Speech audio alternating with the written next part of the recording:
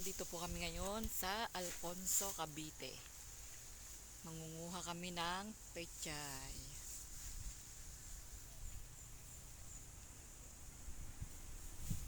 Ito po mga Mars ang kanilang kabuhayan dito.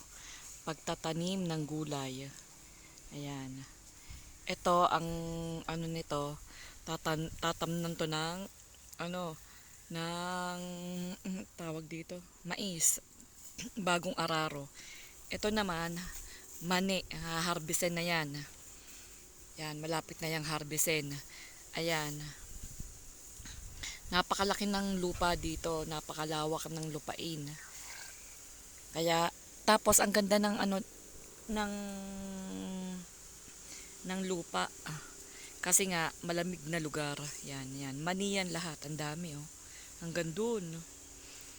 Yan, pag ayan ay hinarvest, malaking pera yan. Yun. May kalabaw doon, ginagamit niyang pang-araro. Tapos, ayan. Tapos doon pala, sa banda doon, doon ang sagingan. Tapos doon din ang pinya. Tapos meron din silang tanim na kaong, kamote, marami. Kaya pagka nagharbesan sila, napakalaking pera ng kinikita nila.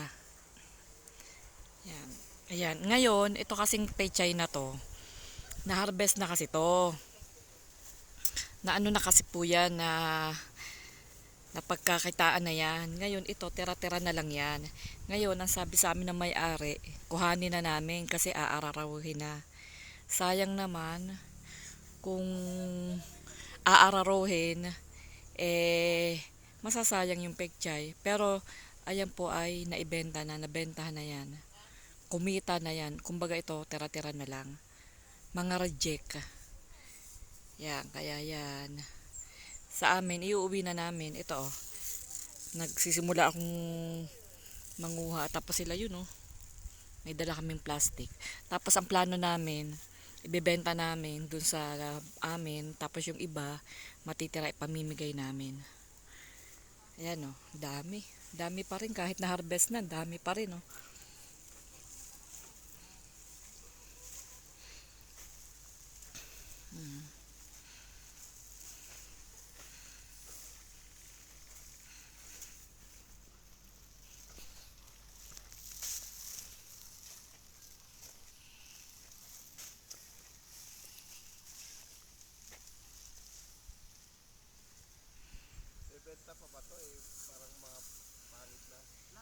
Tanghaling tapat pero ano ang lamig.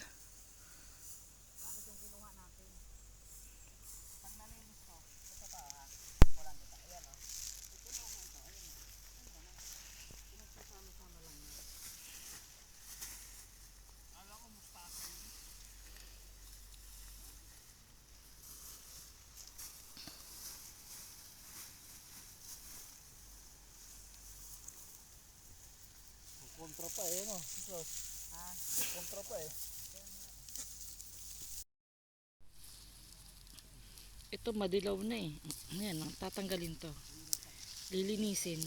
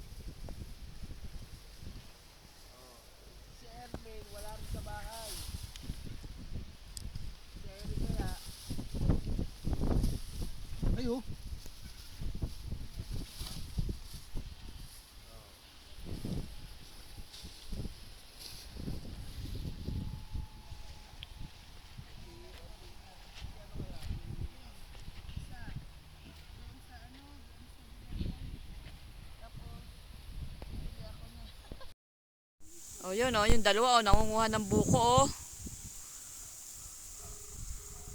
Hindi nagpaalam sa may-ari.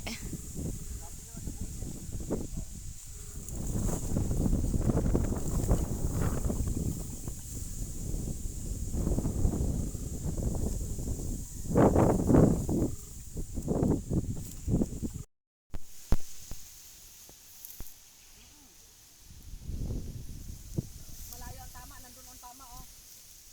Ayun ang tama, ito mali.